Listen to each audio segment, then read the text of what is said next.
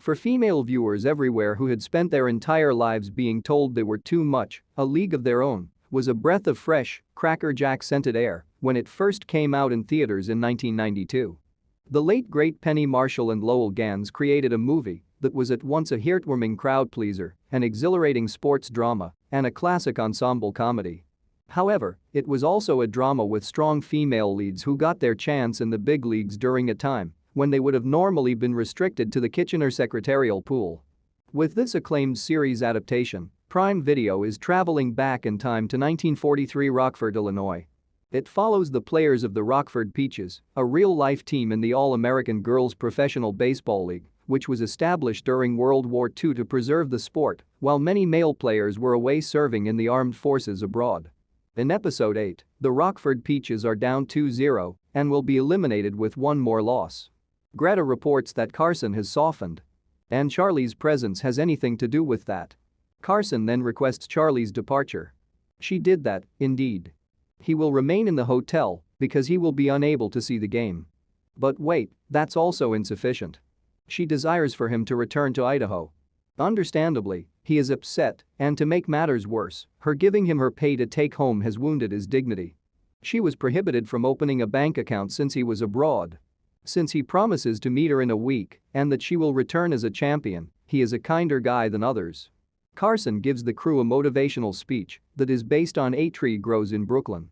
Shirley is then confronted by her about her comments. According to Shirley, she lied to her. Shirley may do as she pleases because Carson no longer cares because she is a part of them. The series is now tied after the Peaches win the next 2 games. The situation is excellent. In the off-season, Ms. Vivienne offers Greta a position at her home office in New York. Clance joins Maxine as she visits her folks for dinner.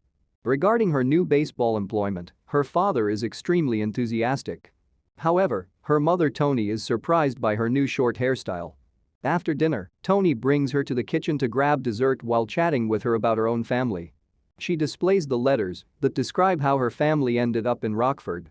The ladies who are alone and unaccompanied by a male are always at risk, especially those who resemble them.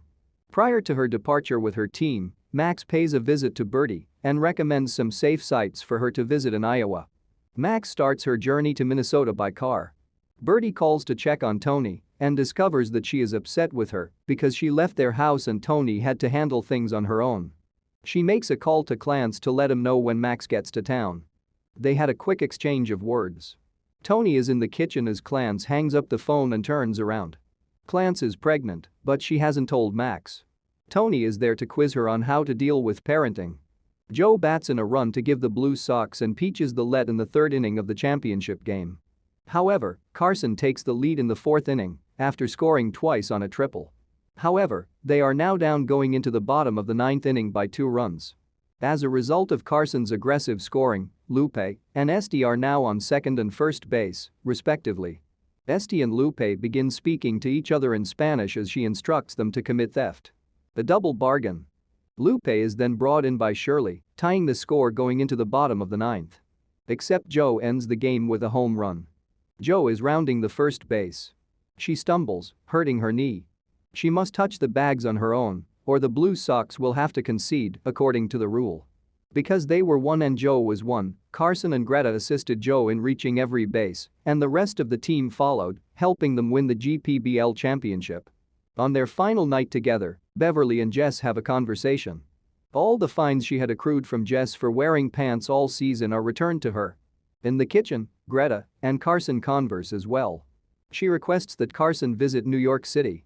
Carson, though, dashes outdoors to get Greta for one final kiss before she departs.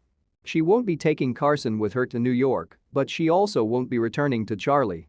For transforming her entire existence, Carson thanks her. Greta walks away, Carson turns around, and Charlie is there with flowers while appearing as ghostly as possible.